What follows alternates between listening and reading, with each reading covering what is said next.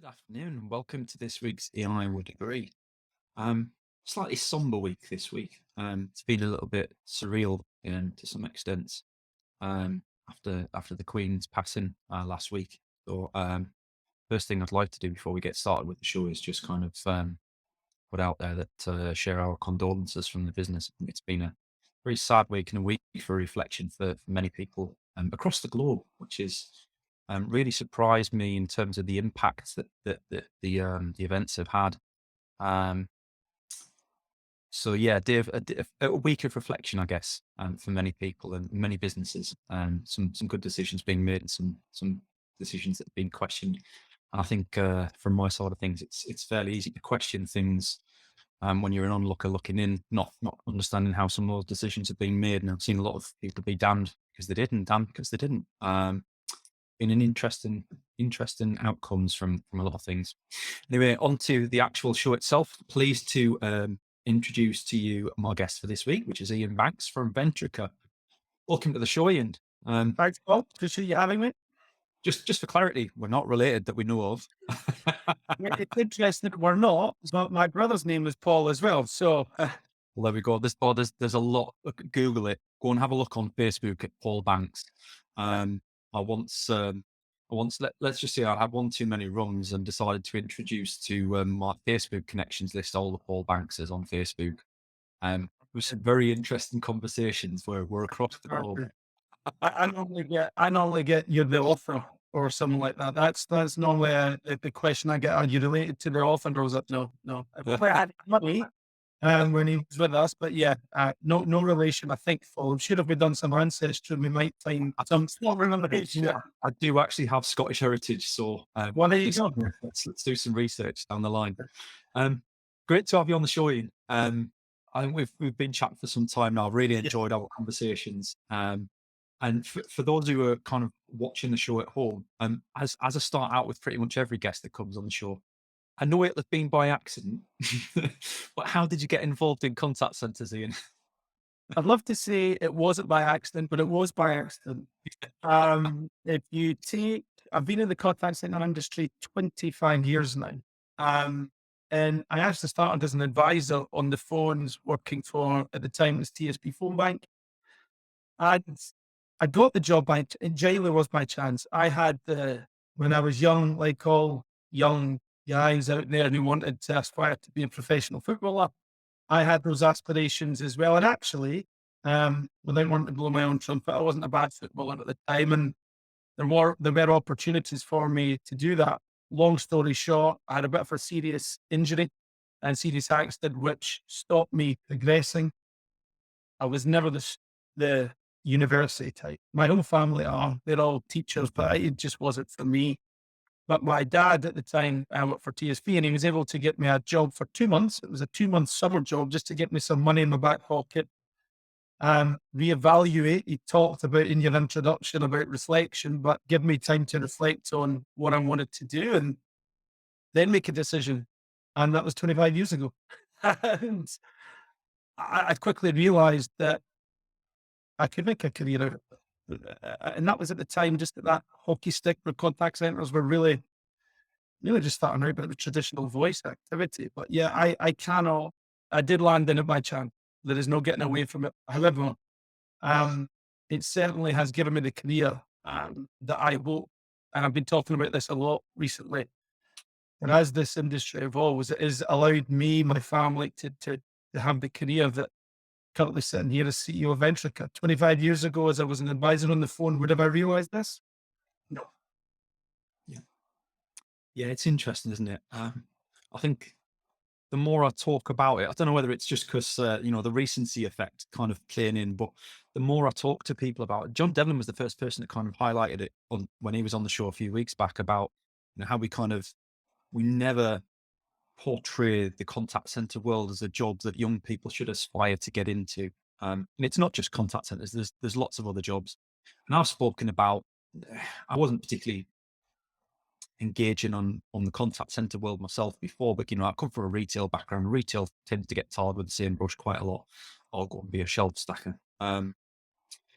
those sorts of conversations, which are really, I don't think you appreciate it unless you're actually in the job, how condescending that actually feels and Yeah. how patronizing that actually feels.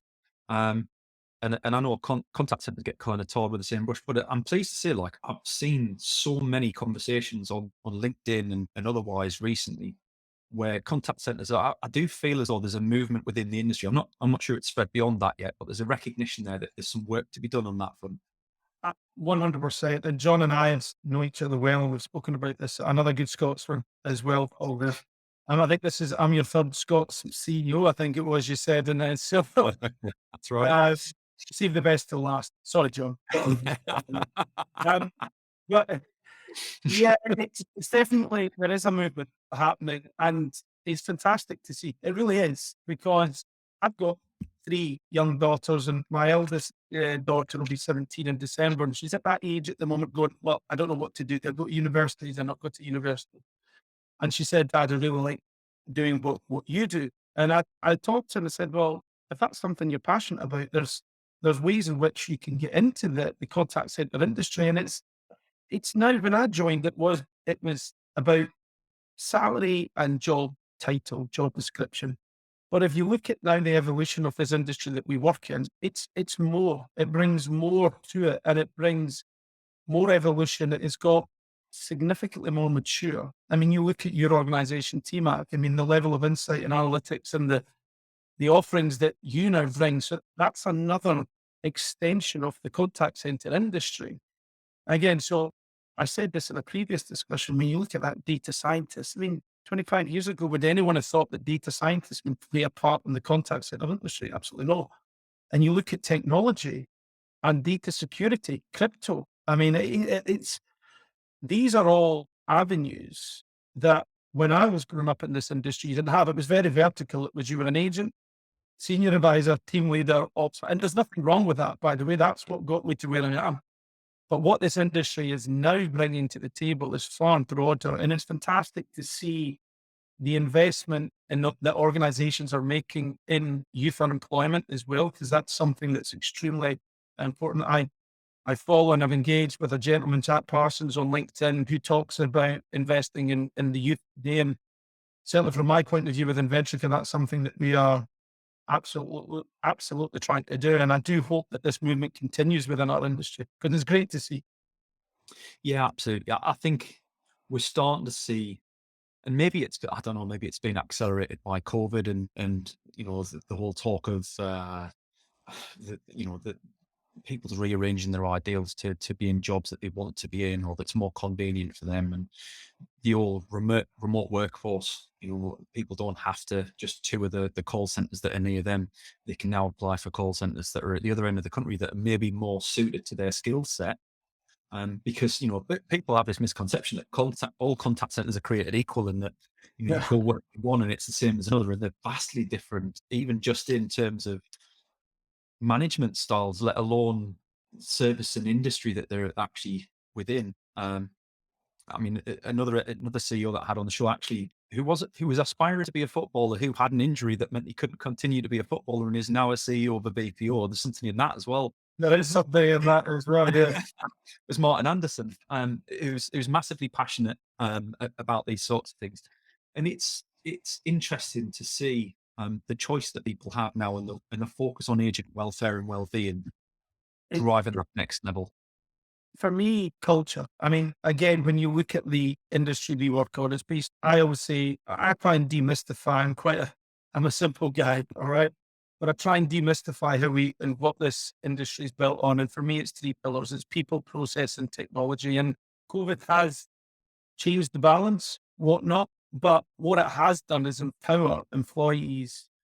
Again, go back to what I said, where when I was growing out, it was job title and salary. It's not about that. It's about the culture. It is about what level of investment the organization is making back in its people, leadership development. And what employees now have choice available to them. As you said, Paul, geographies don't matter anymore. Um, and it's really important. The organizations that are going to succeed are the ones that get the right balance between those three pillars, but are the ones that, because yes, technology is absolutely influencing our industry. There is no getting away from that. But I am also still a bit old school. where we are heavily people orientated as well. And most technology is going to remove, and this is it's a bit of a crude saying, but where technology is going to remove the high volume, low value type transaction, and what will be left will be the high value, low volume transaction. The employees and ambassadors that are dealing with those types of inquiries left need to be highly educated, highly trained, ongoing. It's not just, okay, we'll get you in. How do you retain that? Because again, in this current economic climate, the way inflation's going as well, the ability to retain people in an organization is huge. It is a differentiator. Again, people talk about this and it frustrates me because I am really passionate about it. People say, they say, oh, how we treat our people, that's what differentiates us. And do you know, that's really hard to quantify. How do you quantify? And that's something that certainly within Ventrica, when I joined, my first hire was a chief people officer. I think that shows my intentions within the organization is to do right by the people. But yeah, we're definitely seeing a shift in employees and well-being, employees' health, mental health, and how organizations support that is going to be fundamental to people's careers going forward. Absolutely. No, some really great valid points there. And I think you're right. I'm previously speaking with Simon Norrie on, how you Yeah, measure things that are I sometimes was messaging Simon and I were messaging each other today just when you mentioned that name. well, of course you will. That's why I mentioned no. That was not very it's like it's Started in the post, Simon. But it is interesting. People talk about how we measure things. You don't measure it, you don't improve it. yeah, Sometimes some of the more, I prefer to call it core elements. Some people call them soft elements, like the core elements of things that you want to measure. If you want to be an aggressively expanded business, how do you measure whether you're aggressively expanding or not? But the fact of the matter remains that we're getting ever closer, I think, as an industry to um, being seen as that much more caring industry, as opposed to, what one of our team put a post out the other week was about the call center being at the coal face, if you want to compare it yeah, to the old coal mines, and it's absolutely not that anymore. And I think the people of the Northeast, we've got a huge call center industry up here, yeah. as with various other geographies in the UK. And I think if you ask anybody up here, I don't think there is a poor opinion of working in call centers anymore. Some bad experiences without a doubt, but that's any role, right? You get that in any industry. And again, um, but that's where I think the contact centers evolve in. And empowering employees to be successful is important. And this isn't a plug in any way, shape, or form, but that's why, you and I, how we first started this conversation is with our two organizations. That's where companies like Ventrica, we need a TMAC to help us. We need a TMAC that will create the right culture, the offerings that you bring, your solutions that you bring that, in my opinion, are tailor-made to what we're trying to do in terms of that nimbleness, that agility, that flexible, and being able to give employees accessibility and information. And more importantly, because I've got the easy job, CEO is the easy job, right? The two hardest jobs I've ever done, one was the agent, frontline agent. It is hard, followed very closely by team leader. Okay. And the team leader is the engine room to any contact center. If the team leader is not working efficiently, it's going to be really challenging. And I think that's where organizations like yourself are going to be successful, where the solutions you put give those team leaders the nuggets of data and insights that allows people to do their job better, because we all can do our job better. But until you tell someone they're doing something wrong, they're going to keep making the same mistakes over and over again. So I do think, I do think data is going to be important. I'm a big fan of data, but it's a bit of a corner phrase. It's what you do with the data that counts. Yeah. Remember, we went years ago that before the pandemic, it was big data. That was the key term that was used, and then it kind of fell asleep.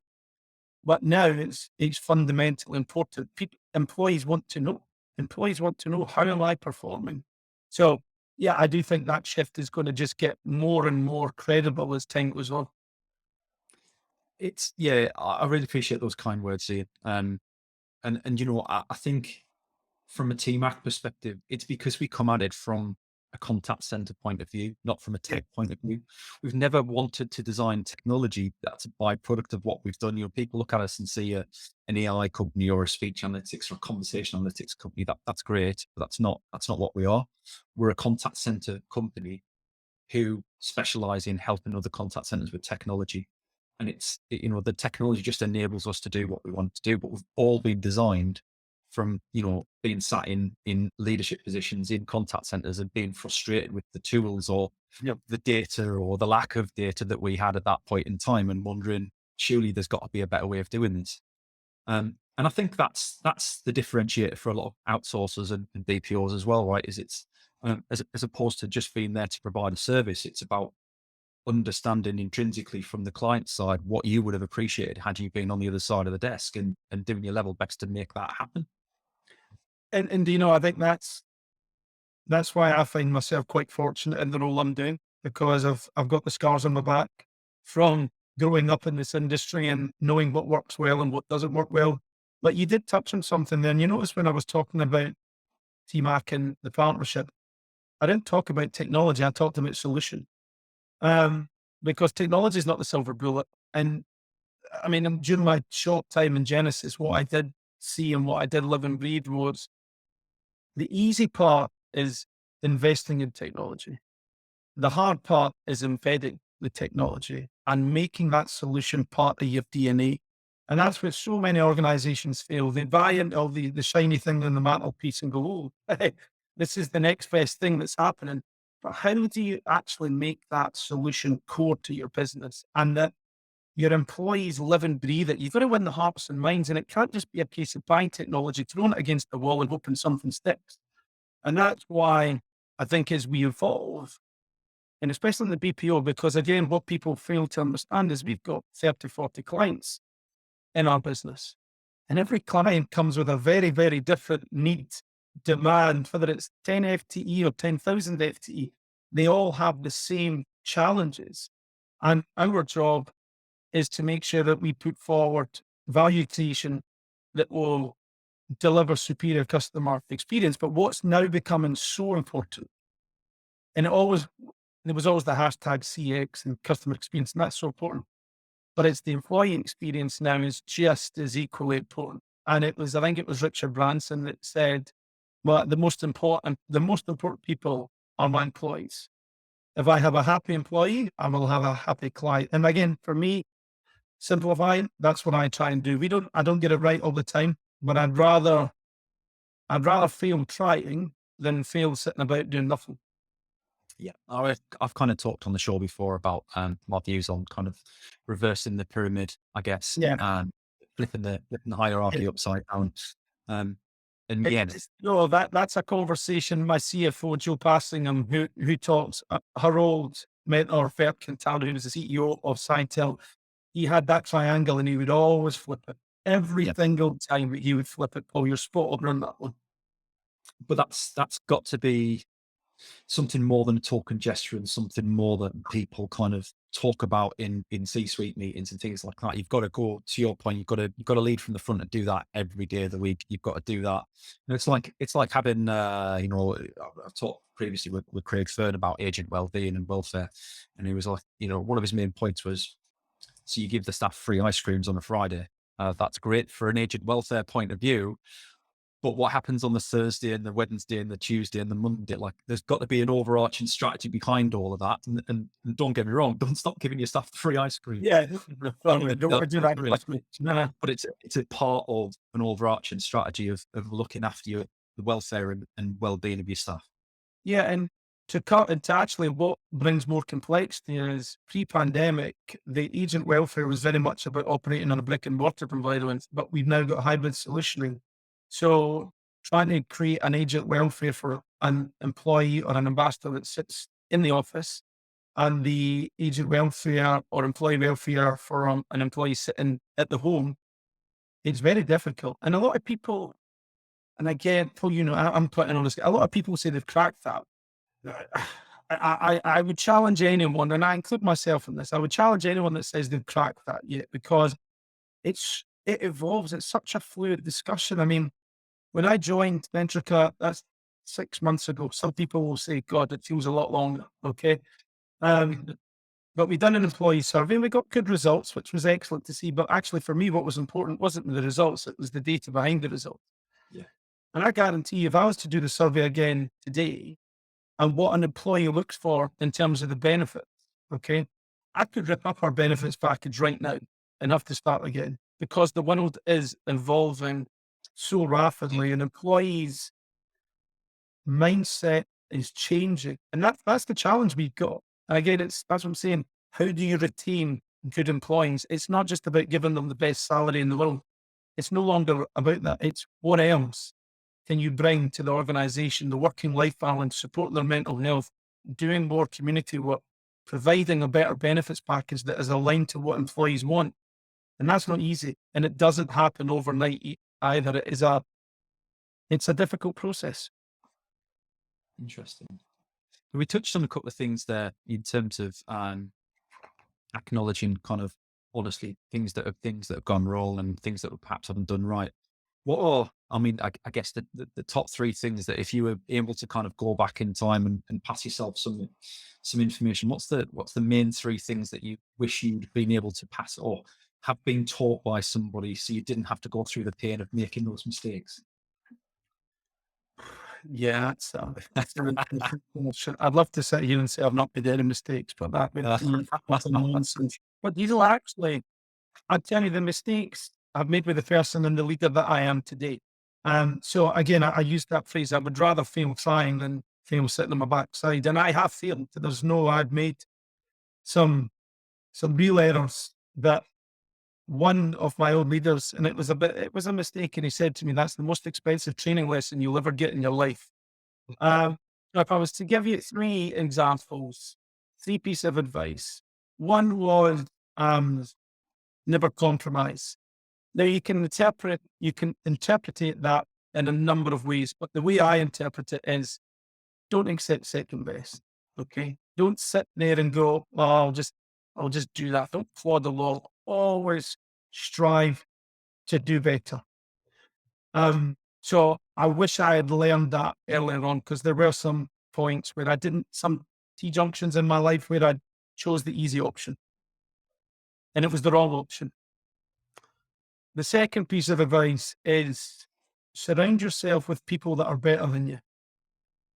And I've been fortunate enough to bring people in and build on the team that Ventrica have got there, but I have surrounded myself with people that are better and more intelligent than I am and can plug the gaps that I've been. And that has really helped me. When I work for organizations again, where rather than find the right person, it's just been let's try and fill the role as quickly as possible. Yeah. So yeah, having people that will challenge me is important. And then the third part, and this is a really difficult one because it sounds easy what I'm about to say, but it's actually really difficult, is having the acute ability to listen to people. And that sounds really, really easy to do, but actually it's not, because pride sometimes gets in the way. And when pride gets in the way and you start to use your heart over your head, that's when you start making wrong decisions. And that's why when all three are all linked, but when you surround yourself with better people than you that will challenge you, you've got to be able to listen to those people and take on board what people are saying.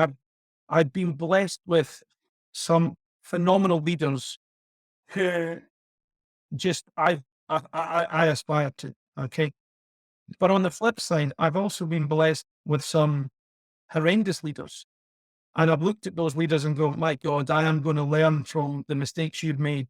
And that's where I would say those three are the pieces of advice that if someone had told me 25 years ago, I think I wouldn't have made the mistakes I've made. I still would have made some mistakes, but I wouldn't have made the glaring ones that I have made in the past. But would I cheat? Do I regret anything? Absolutely not. It has made me the person that I am today. And I've got flaws. I mean, if you were to ask my daughters and my partner, they would tell me I've got many flaws. If you were to ask my team, they would tell you I've got many flaws. But I hope that I've got more pros than cons when it comes to my management style and personality. Some interesting words, and yeah, I kind of empathise with a lot of them. I'd actually encourage people rather than kind of taking advice so they don't make the mistakes, is go in intentionally make those mistakes so that you can learn from them quickly. Because it took me a long time to learn all the mistakes that I've learned. I wish I could have condensed the learning down. Yeah, Uh, slotting it down. Yeah, um, so yeah, some interesting words there, Ian. Thank you very much for those. And I guess just before we got sort of 4 or 5 minutes left of the show, Ventrica's been a well-known BPO in the UK industry for some time now. What's next for Ventrica? yeah. Again, our board members are looking. We've got a board meeting next week, and I'm sure they're listening to this. But no, I mean the reason I left an organization like Genesys, who I love working for, I know it was a short period of time, but when the opportunity to lead Ventrica on the next leg of its journey, and people talk, yep, big boots to fill with Dino stepping out. I do believe I've got those big boots, but I know it's a tall order. But yeah, we have been investing significantly this year in terms of the people, process, technology, building some of those things that I've said, putting the right people in place who are better than me and some other people to take us on the next leg of our journey. And I'm really excited about what the future will. Um, we will be going on a very aggressive approach to the market, but what we will never lose is our identity, where we forget what got us to where we are today, which is our people and our clients. So we don't have ambitions to be the size of some of our tier one competitors. We absolutely have ambitions to disrupt this market, and people who know me know that I'm the type of person that pushes the envelope. So we will definitely be doing it. But what we will not do is forget who and what got us to where we are today, because that's our DNA. That's the core. Um, and we will be building on that core. But yeah, there's some exciting times for our employees, for our existing and hopefully new customers coming in, and also working with partners like yourself on how we evolve our business going forward. So yeah, watch the space, especially over the next 4 6 weeks. There's going to be a lot of movement. Interesting, exciting. And remember, folks, you saw it here first, right? I've been waiting to say that for ages. Yeah. Brilliant. Well, I feel like I'm on the news now. Ian, it's been a pleasure as ever. Well, Thank you very much for coming on the show. It's thank you for having. uh, no problem at all. Hopefully, the audience at home have enjoyed the regular slot. Um, and I think next week we're talking with Owen McCoy from Emerald Contact Centre on learning and development. So, first time in a while that I haven't had a CEO on the show. But Owen, I have never met anybody who's more passionate about people and personal development. So, if you've enjoyed today, I'm sure you'll enjoy next week as well. Hopefully, we'll see you back next Thursday, 3 p.m. UK time. And if you've got any comments or questions, if there's anything kind of comes to mind you'd like to have asked Ian, you can get a chance to during the show for whatever reason. You're watching it back after you've finished work, maybe. Free to drop the comments in the LinkedIn article, and we'll get back to answering you. Thanks very much. See you next week. Bye.